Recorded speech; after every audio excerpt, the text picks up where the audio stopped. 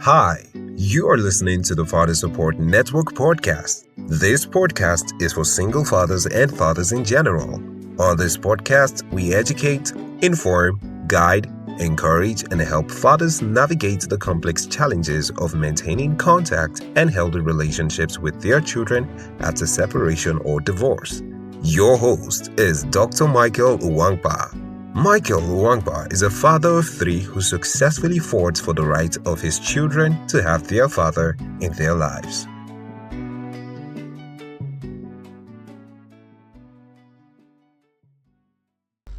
Hello, and happy Friday. Today I just want to keep it short and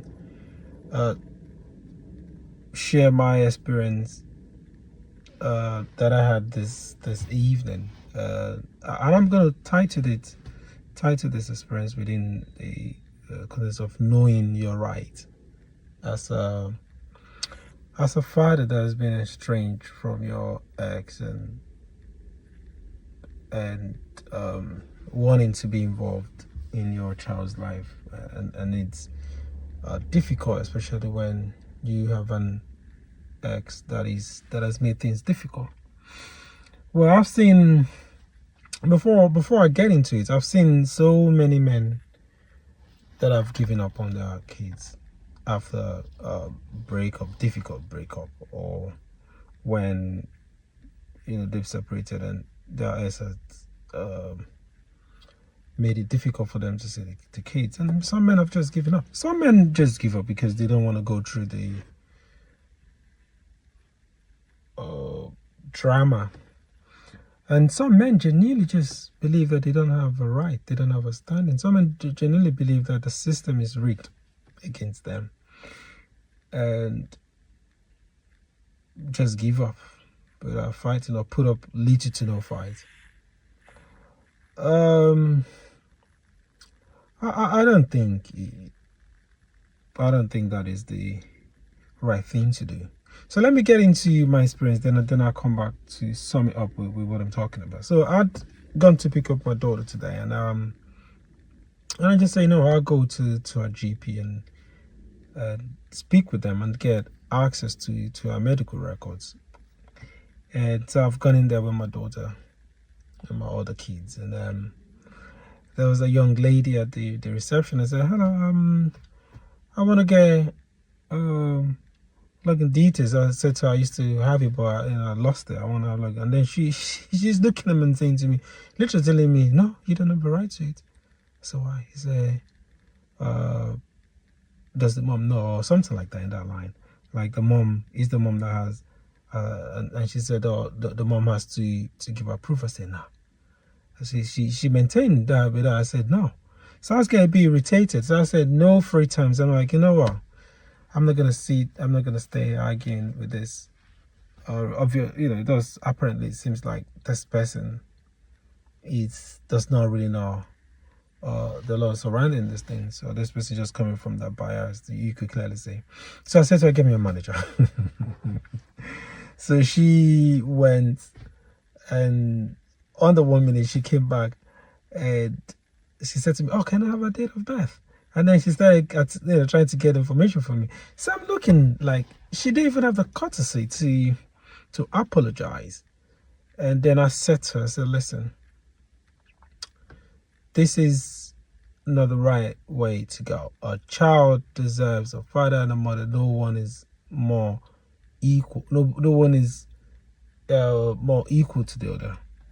I said, because I didn't remind her of the experience I had about nearly 10 years ago when the mom and I broke up and similar stuff. While I'm doing all of this is because the mom has been uncooperative when it comes to sharing details about my daughter's health, and keeping many things away from me when it comes to medical, to her health. And you want to know this because you're picking up your daughter coming home. You want to be able to offer the right care. You come home, you don't know if the child had suffered any, being ill in the week he was with the mom, and then you're having a child for the weekend. You need to know. So I was telling her that about 9, 10 years ago, similar experience. I've come in there, and she should have staunchly just said, "No, you don't." And I said, "Get your manager." At that time, the manager also maybe didn't know the law, didn't know, and I said, "Okay, I'm going to escalate this."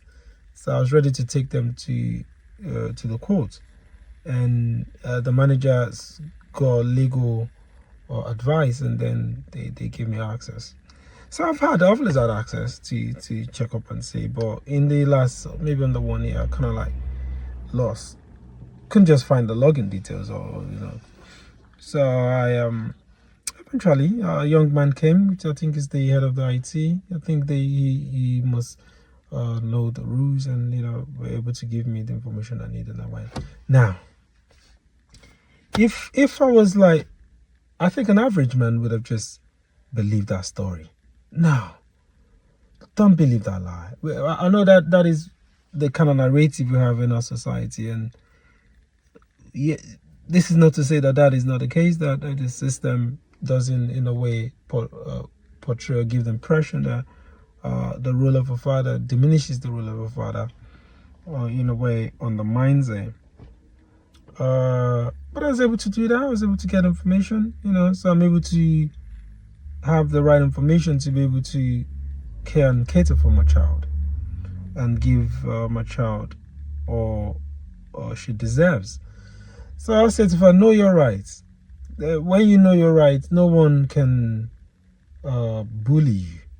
Ignorance is not bliss. Sometimes people say ignorance is bliss. Ignorance is not an excuse. You need to educate yourself. You need to educate yourself on your right. Sometimes I don't understand. I see men that will have kids, and just because they've had kids with someone that has then, I don't know, for some reason, have decided to be uncooperative or difficult, and then you abandon that child. No. I don't care how difficult a woman. I don't want to even know how difficult you are. As long as I'm working within the remits of the law. You need to understand how to go about these things. You need to educate yourself. You need to read. You need to know information. But women say the family law. It's one of favors women. But I'll tell you what. If you go by what is stated in there is no place. All of these things are just socially constructed or socially construed. The law didn't. There's no explicit statement or guidance in the law that gives. So that is just an illusion. We naturally look at it that a woman or child, like I've said in many of the videos, it looks like I'm repeating myself now. The child naturally relies on the mom from birth, because the child is tied to the mom's umbilical cord and depends on eats through that. So there's that bond, no doubt, no denying that. But that doesn't mean that the mother is important than the father. That's why the father is there. The mother could have made the child by herself. If the father was important, the father is not just someone that just deposited seeds and that's where it ends now. Because what I was gonna make today, the video is gonna make, I wish I'm gonna make next, is looking at how there are so many single people, and then people are becoming single by choice. There are some women that are choosing to be single by choice. Maybe they prioritize career, prioritize other things, and in their later years, maybe late 30s, 40s, or so, they choose to, and they do by whatever means. But I think it is unfair if you make a child with someone to lock them out from being involved in a child's life. You should encourage it. I don't even care. Unless someone threatens, that person threatens the child's existence. If you chose to make a child with that person has the right to be there. You can't deny them that. And I think it's not right for it has far reverberating impact on a child. What is it? Well, you're protecting the child, but then you're hurting the child. You're denying the child. It's a right of the child.